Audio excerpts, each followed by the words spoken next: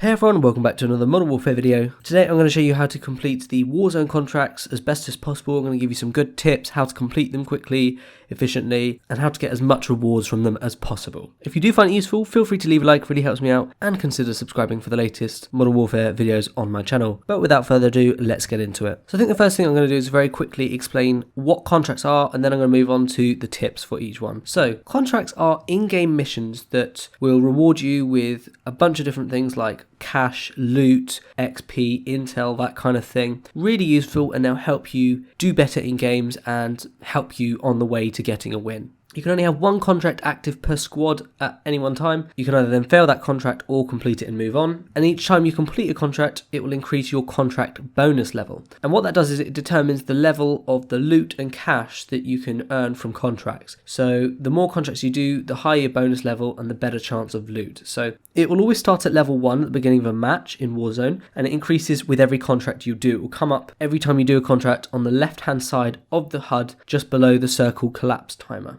A little yellow and black arrow. So like I said, it starts at level 1 where you get no bonus. Once you do a contract, it will go to level 2, you get a 40% bonus, then up to level 3 at 80% bonus, then 4 at 120% bonus, then up to level 5 at 150% bonus, and so on and so forth. So the more contracts, the higher the level, the more bonus, the better stuff you get. There's different types of contract. Currently there are 3 different types. There's the Recon, which shows up as a flag icon on the TAC map. There's also bounty contracts, which show up as that target icon, and you have scavenger contracts, which show up as a little magnifying glass icon on the tactical map. Let's start off with the Recon contracts. So what you have to do for these is secure intel by standing by what they call a comms station, and you basically upload data.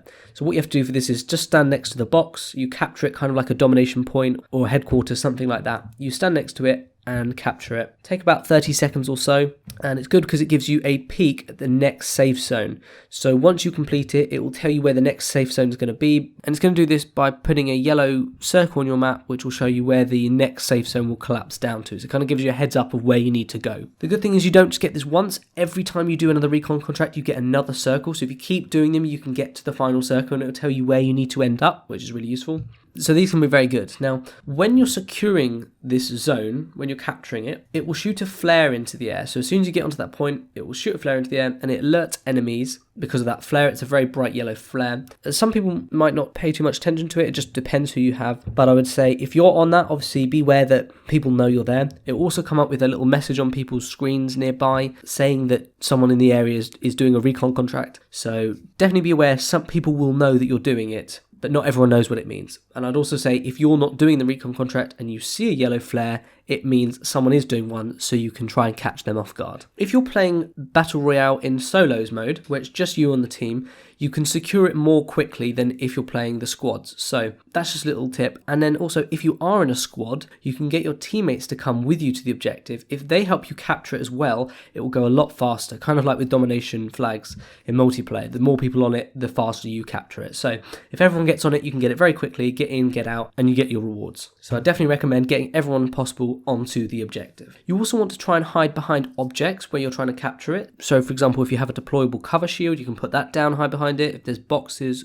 or anything in the environment you can hide behind, use that. You can even use the crate, which acts as the comms station. You can actually hide behind that as well. It's just a crate, so you can hide behind that. Just do whatever you can to sort of stay out of sight, but look out for enemies. If you've got UAV or any kind of ping or anything like that, just use that, see if anyone's nearby, and just be on the lookout and just be wary that enemies may come and try and hunt you down. If it's later on in the match, I definitely recommend having a good setup, because sometimes they can catch you off guard. If they have a good setup and you don't, you're more likely to die. So just be aware of that, but definitely do as many as you can as early as possible. In the later rounds, just make sure you've got some good loot, you'll be fine. Every time you complete one of these as well, you'll get some more loot, so it's good for that. It's good for XP, cash, everything. Moving on to the bounty contracts, these are where you have to hunt down a specific player within an enemy team. So what happens is when you start this contract, the tactical map will show up an approximate location of an enemy. It'll be a large yellow circle, which tells you roughly where the enemy is within a decent radius, but it's not incredibly accurate. So what you have to do is get over to that yellow circle. When you go over towards that approximate location, it will shrink down. So the closer you get to the enemy,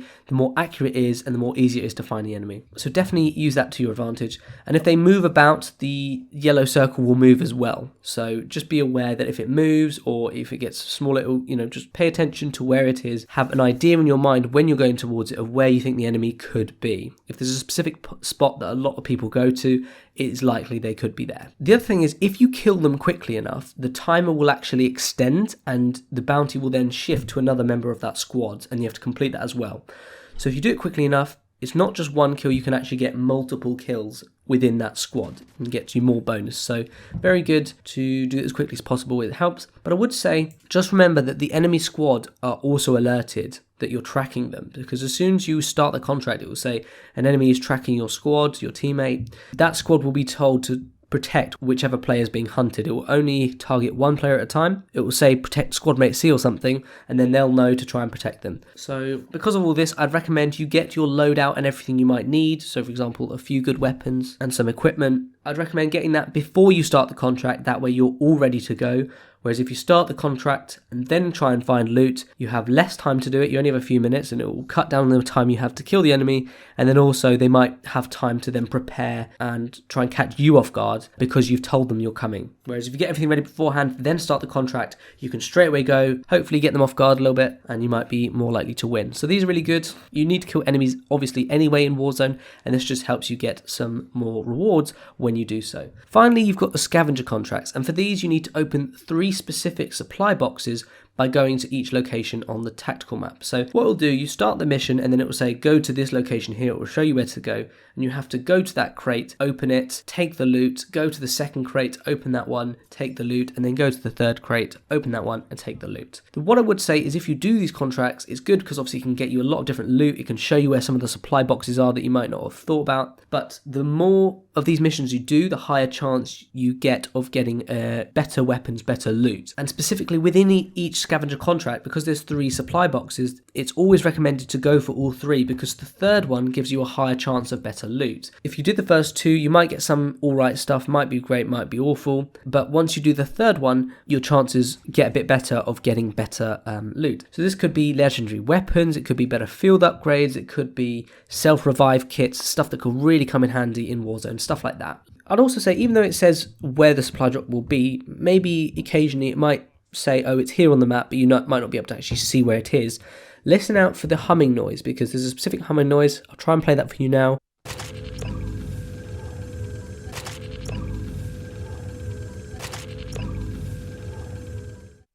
And that's associated with these supply crates. So if you hear that noise, go towards the noise, you'll find the crates. Honestly, all these are useful, but if you want to really get in good stand for the end of the Warzone match, I'd highly recommend doing these contracts, especially the Recon and Scavenger ones. They'll get you, like I say, lots of loot, lots of XP, lots of cash, everything you need. Hope some of these tips have been useful. Like I say, if they have, feel free to leave a like on the video. Let me know other tips I haven't covered, if you can think of anything else, and subscribe for more multiplayer and Warzone videos in Modern Warfare. Thank you very much for watching. Hopefully you found it useful, and I'll see you all on the next one.